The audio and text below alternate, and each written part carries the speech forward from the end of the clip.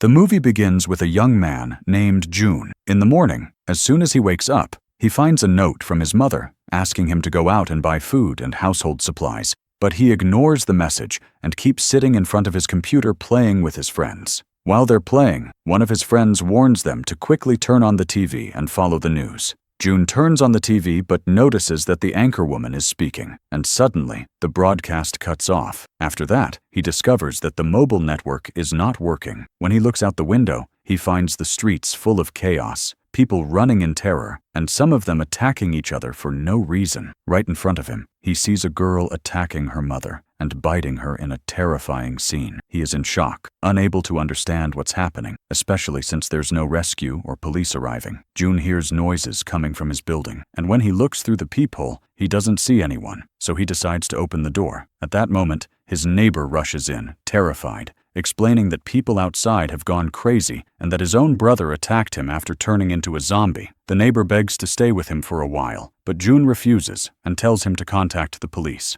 The neighbor tries to calm him down and only asks to use the bathroom for a few minutes, and June eventually agrees. During that time, June sees that the broadcast is back on the TV, but with interruptions, and the news announces that the country is in chaos because of a new infection that turns those infected into zombies. It's said that anyone who gets bitten immediately transforms, with symptoms including bleeding from the eyes and extreme pain. June remembers his neighbor who is still in the bathroom, so he grabs a knife just in case. The neighbor comes out afterward, but June notices that his neck is covered, and there's blood visible on his hand. The neighbor tries to reassure him that he's fine and that he just needs to stay for one more hour. But not much time passes before his eye starts bleeding and he suffers terrifying convulsions until he completely transforms into a zombie. He attacks June, who quickly manages to push him out of the apartment and stabs him with the knife as he tries to come back in. In the end, June succeeds in slamming the door shut in his face.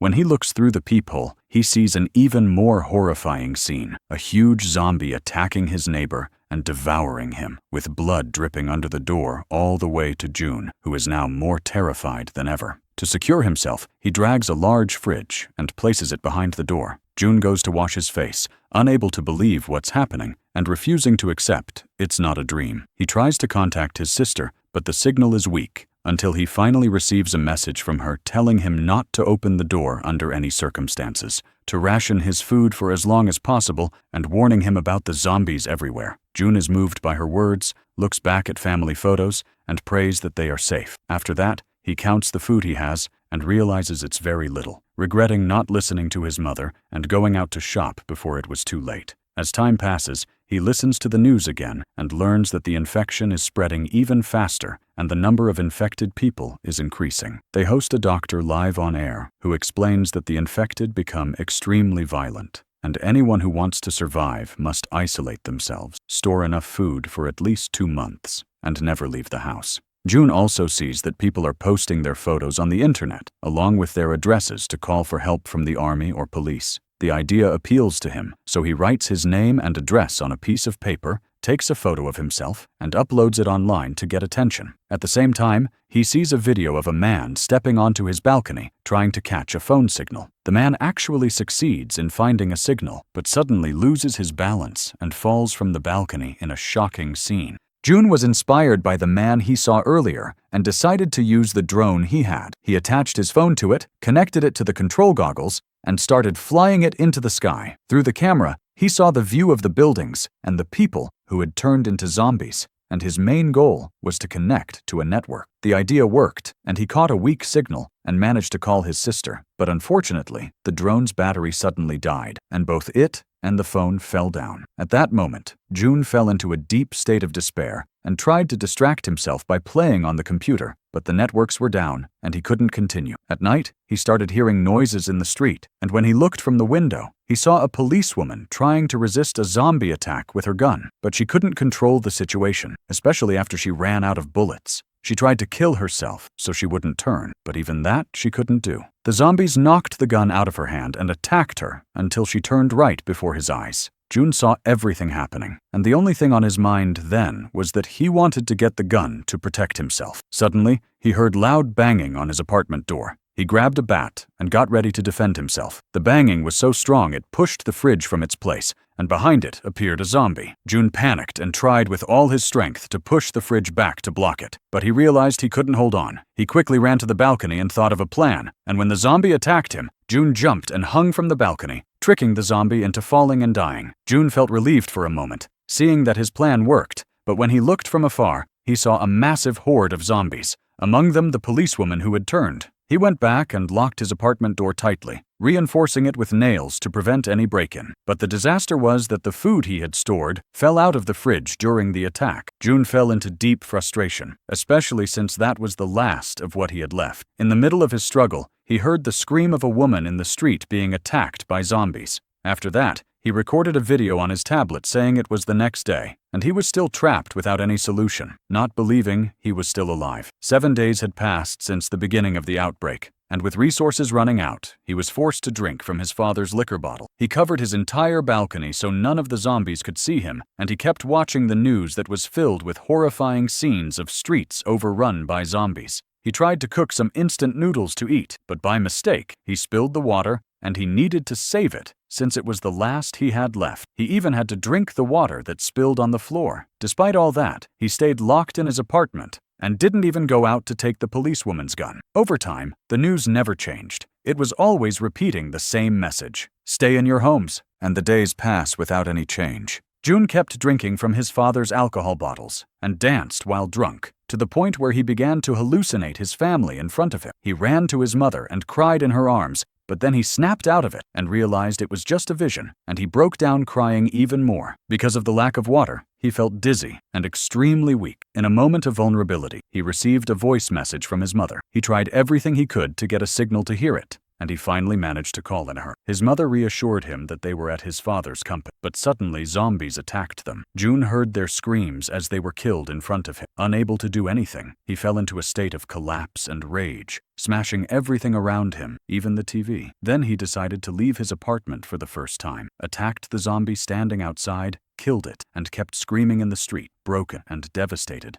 until he saw his neighbor who had turned into a zombie, eating the corpse of a dead person. June started to feel that his neighbor was getting too close to him in a strange way, so he shouted at him angrily to make him back off. But the loud voice attracted a zombie that heard him and began approaching the area. At that moment, June quickly ran to catch the elevator, but he was shocked to find a zombie inside it coming out. He had no choice but to run and hold his breath so no one would hear him. After sneaking carefully, he managed to return to his apartment, but as he was entering, a blind zombie appeared behind him, so June froze in place without making a sound and let it pass by him. When he tried to close the door quickly, the noise attracted zombies who attacked him and tried to open the door, but he held on to the handle tightly until they got tired and left. 20 days passed, and June had finished all the bottles of alcohol he had. At the same time, he watched the power stations shutting down in front of his eyes until the electricity completely went out in the building he was living in. Despair took over him, and he felt like he had completely lost hope. He even tried to record a video,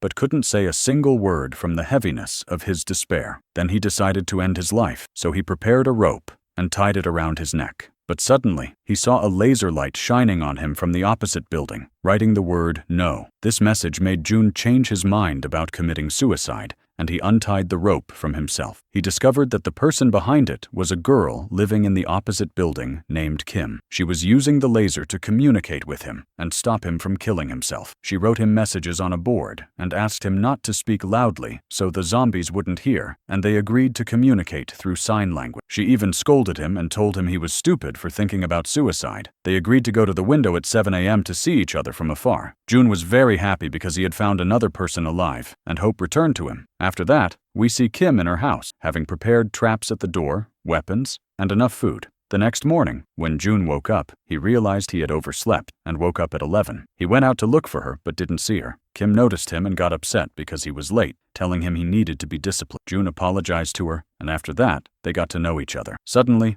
a zombie entered Kim's house, but she had set a trap at the door, and it got caught in it. She grabbed a hammer and quickly killed it. At night, it started raining, so June and Kim took the chance to place all the cups and dishes they had to collect water. The next day, June went to the window at 7 a.m. as they had agreed, and it was clear he was very hungry. Kim understood and tried to send him food. They first tried making a rope through a ball, but the distance was too far, so June used a drone he had tied to a rope, and that way, The rope reached from his apartment to hers. Kim sent him a bag with food, and June was very happy and thanked her. But a disaster happened in the street. One of the zombies grabbed the rope that had fallen and started pulling it with force. The table tied to the rope fell, and the zombie used the situation to start climbing. Kim was unconscious, and June tried to help her in any way he could. He threw bottles at it, but they didn't reach, and the zombie kept climbing. So June decided to direct his drone toward it and distract it. The zombie got distracted, but at the same time, a large group of zombies tried to break into June's apartment. The zombie grabbed the drone with its hand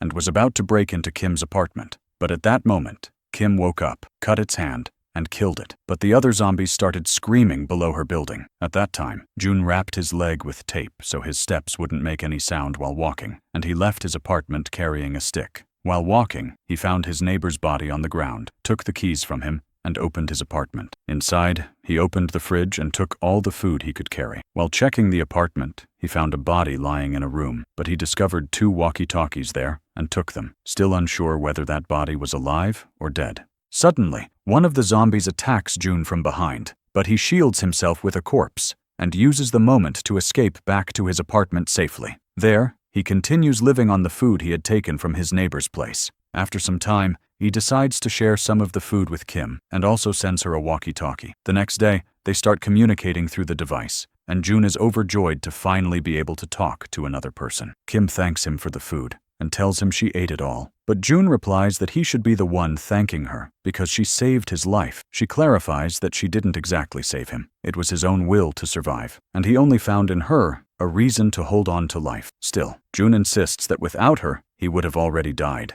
They then change the subject and begin preparing meals at the same time, keeping each other company and talking all day long, gradually getting to know one another better. During the conversation, Kim reveals that she's afraid of heights, which surprises June. How could a girl who cut off a zombie's hand fear something like that? She answers that she doesn't see zombies as humans, so it was easy for her to do. Suddenly, they hear the sound of rain and become excited, thinking it's a chance to collect water. But it turns out the noise wasn't rain at all. It was a massive horde of zombies running at full speed, storming into buildings. Both rush downstairs and try to stay silent, but an accident causes a table to fall, making a loud noise that attracts the zombies toward Kim's apartment. Terrified, Kim informs June of the disaster, and he immediately comes up with a plan to help. He makes a phone call to another apartment in her building, luring the zombies toward that ringing sound. This gives Kim a chance to survive. Afterward, they both agree it's no longer safe to stay there and must find a more secure place.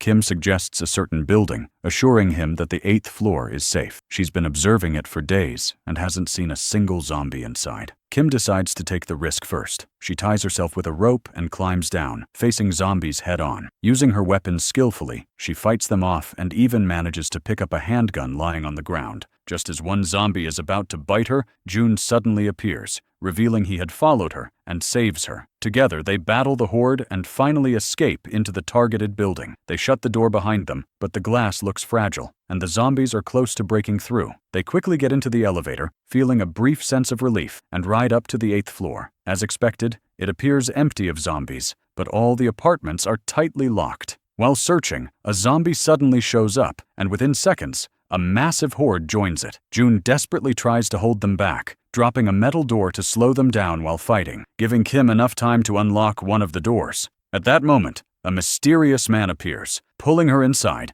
then throws a smoke grenade to block the zombies, calling for June to get in quickly. June rushes in, and at last, they both feel safe. But Kim, uneasy about the stranger, asks who he is. The man introduces himself as Sang and tells her that instead of being scared, she should be thanking him. Kim was shocked to see a man living there, telling him she was certain no one was on the 8th floor. Sang replied that he also believed he was the only survivor in the area. He then offered them water, and although Kim was suspicious and uncomfortable at first, she felt relieved after watching him drink from the same water before she did. Sang also brought them food, encouraging them to eat while waiting for the rescue team. This news surprised and delighted them, especially when Sang explained that he had heard it from the television. Overcome with hope, June hugged Kim, but only minutes later, he collapsed and lost consciousness. It turned out that Sang had laced the food with sleeping pills. Kim tried to resist but quickly grew dizzy and collapsed as well. Sang dragged her into a room, locked the door, and left her tied inside with a zombie. When Kim regained consciousness, she realized the zombie was actually Sang's wife, chained in such a way that she could be pulled closer to her.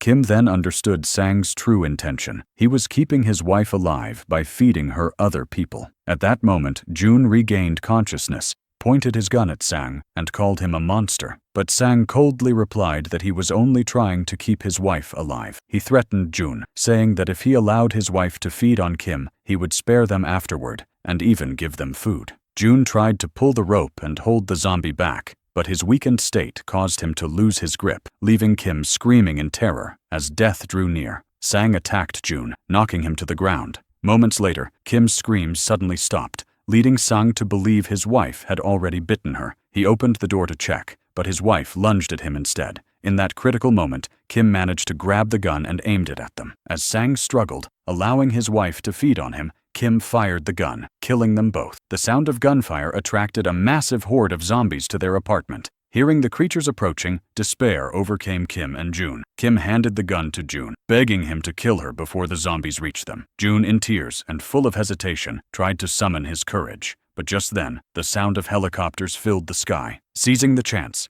they ran toward the rooftop to signal the aircraft. They set off smoke flares and fought their way through the zombies as they climbed. At one point, Kim was dragged down by the horde, but June rushed in to save her. She managed to make it to the rooftop, only to see the helicopters flying away. June shut the door behind them to buy a few moments, but was crushed when he realized the aircraft had left. On the verge of despair, he screamed for help as the zombies broke through the door and charged at them. June shot 2 zombies, but quickly ran out of bullets. Just when everything seemed lost, a military helicopter suddenly reappeared. Soldiers unleashed heavy gunfire, mowing down the zombies until none were left. Kim and June were then taken aboard the helicopter, which flew them safely away from the city. And so, against all odds, our heroes survived. In the final moments, a radio report revealed that the number of infected had surpassed 50,000, leaving the city nearly abandoned. The military had tracked June's location through the photo he posted online. This marks the end of the story. Don't forget to hit the like button and help us reach 100 likes on this video. And if you've made it this far, drop a zombie emoji in the comments so I know you enjoyed the episode.